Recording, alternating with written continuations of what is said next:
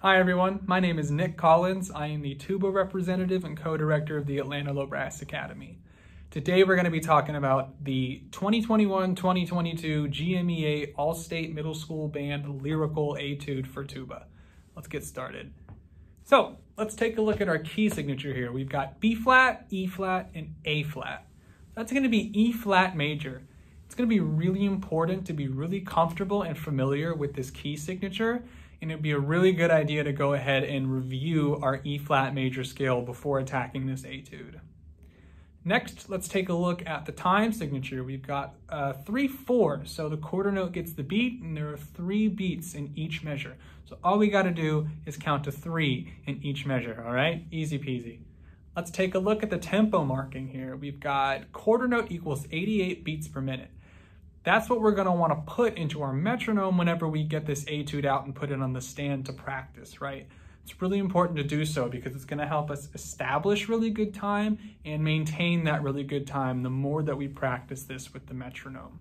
As you get closer to the audition, it's okay to wean yourself off because you're not going to have it in the audition, but make sure that when you're starting out, you use that metronome as a really good tool for you. All right, let's take a look at next to the tempo marking, you see grazioso. Grazioso translates to graceful or elegant, right? So we want to make sure that nothing is going to be very heavy or weighted in this etude. We want to think very light and give it direction, right? I almost like to think of a bird soaring through the sky. That's nice and graceful and elegant. Not like an elephant stomping in the mud. That's not quite graceful or elegant, right? So keep it light and always keep the line moving. Let's talk about dynamics next. In this etude, there are 3 different dynamics that I see. We've got a mezzo piano to start out right at measure 1. And then we have a crescendo in measure 14 going to mezzo forte in measure 15. And then we have another crescendo starting on beat 3 of measure 19 going to measure 21, and that's taking us all the way to forte.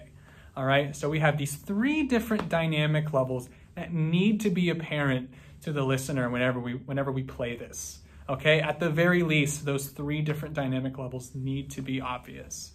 So one way to make sure that you're being obvious and really communicating those dynamic levels is one, to go ahead and record yourself, right?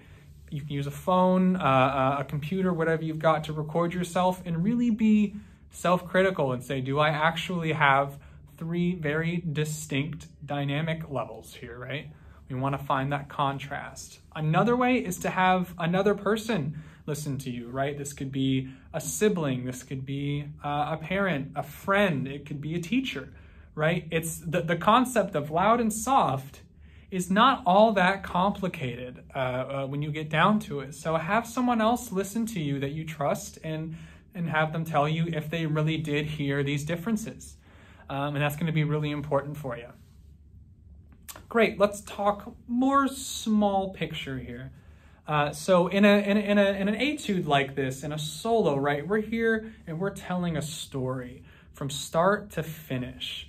Now, within that story, we can have smaller phrases and sentences to kind of help us guide an interesting journey from one end to the next, right? And we like to call those musical phrases. So if you look at measure 1 to measure 4 in this etude, you see that there's a nice arc underneath those 4 measures. That's indicating that this is a phrase, a musical phrase for us. So we want to make sure that we're developing even smaller ideas within these phrases, right, to give us a more interesting journey within this, okay? So one way we can do that is with dynamics within these smaller phrases, okay? So if you take a look at measure 9 to measure 12, a way to make this more interesting with our dynamics in this smaller form is to do something like this. So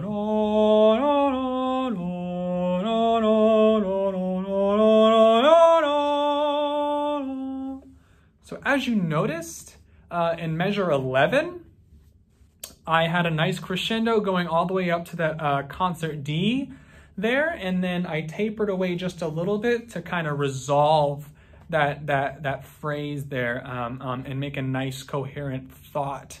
And we can play around with the dynamics in most of these phrases and make a really nice, interesting, convincing musical story here. Okay? Now let's talk about even smaller details. If you take a look at measure 8 there on beat 3 on that B flat, you see a line underneath there. That's a tenuto mark. And what that means is we need that note to be full value. And it's really important because that's the only note in this etude that has an articulation or style marking on it, right? So we really want to make sure that that B flat on beat 3 there is full value and it's leading to that G in the next bar to start that phrase, right? So that's really important to see there. And now take a look at measure 14. We see poco retard. Okay, so poco means little or not much. So when we're doing this here, we're going to slow down just slightly to create a little bit of melodic tension here, right? And then because we see the presence of accidentals.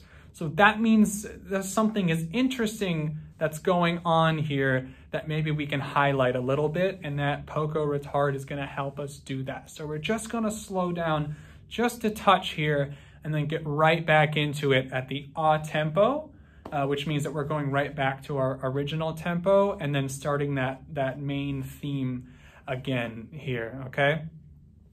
Now it's interesting because measures 13 and 14, if you breathe right before measure 13 and at the end of measure 14, it kind of gives these two measures their own little spotlight here. And if you do that, it doesn't quite sound right. It doesn't quite sound coherent in the story. So if you go back and listen to my recording, you'll see that I actually took these two measures, 13 and 14, and I did the poco retard, I did the crescendo, but I tried my best to really connect it to that ah tempo and make it kind of a transition from what we were doing before, going right back into the ah tempo and really connecting that with it to make it make a little bit more sense than if it were to just be those two measures by themselves. Okay? Wonderful. Now, let's talk about that rallentando at the end there in measure 20. Now, rallentando is different from poco retard because rallentando, we're going to gradually slow down, but a little bit more, and it's going to be a little bit more final, a little bit more resolute.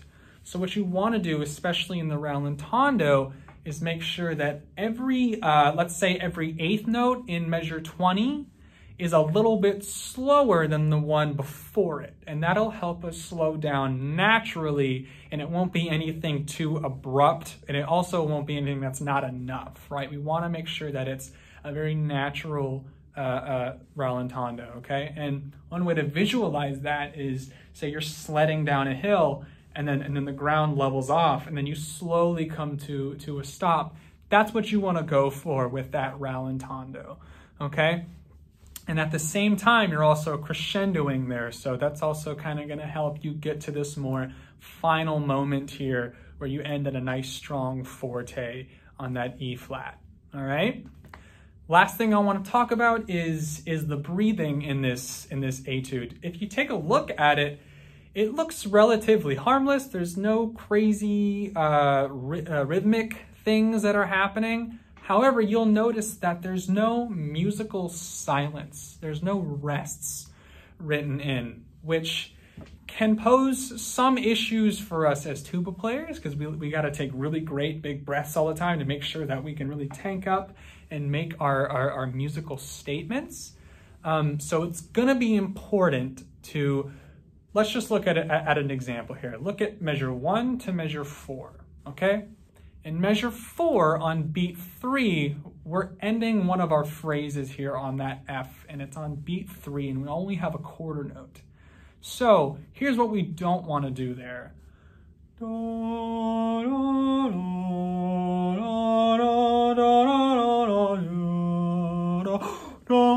You see what happened there? I clipped the note and I took a good breath and started the next phrase, but the problem is I'm not finishing the phrase that I started before, right? We really have to finish the phrases we start before we can start another one.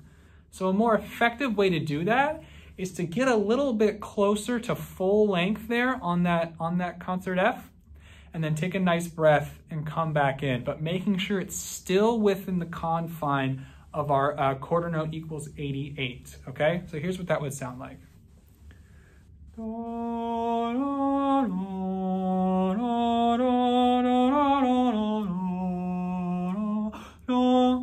See what I did there? I actually finished the phrase, had some resolution, took the breath, and started back right in time. Okay? Great. Now, I hope this video was helpful, and best of luck in the audition.